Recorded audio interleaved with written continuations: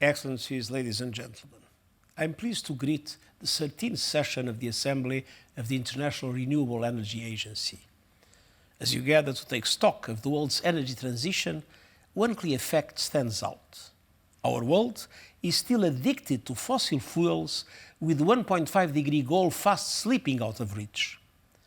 Under current policies, we are headed for 2.8 degrees of global warming by the end of the century.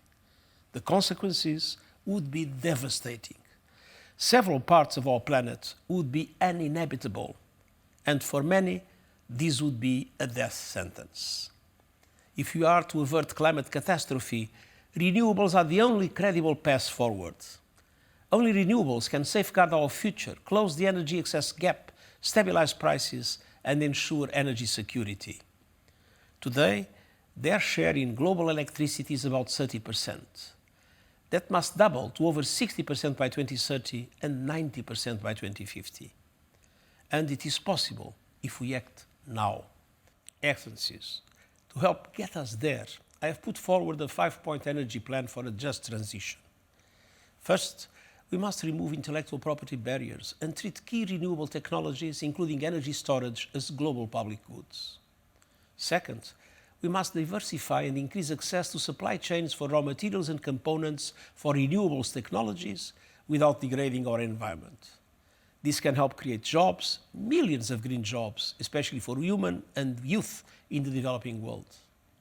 Third, decision makers must cut the red tape, fast-track approvals for sustainable projects worldwide, and modernize grids.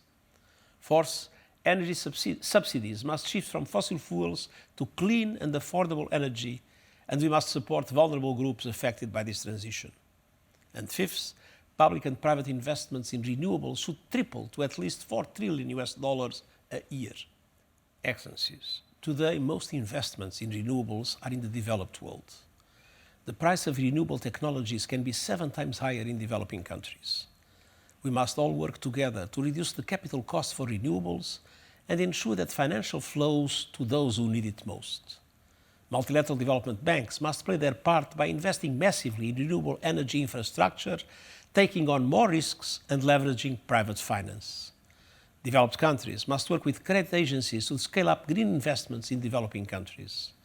And I urge ministers of energy and others to promote ambitious national policies and greater social and economic equity, including by taxing the windfall profits of those exploiting today's energy crisis. Excellencies, I welcome the Just Energy Transition partnerships that have been established to support Vietnam, Indonesia and South Africa. Such initiatives are a critical first step, but we must go faster and further.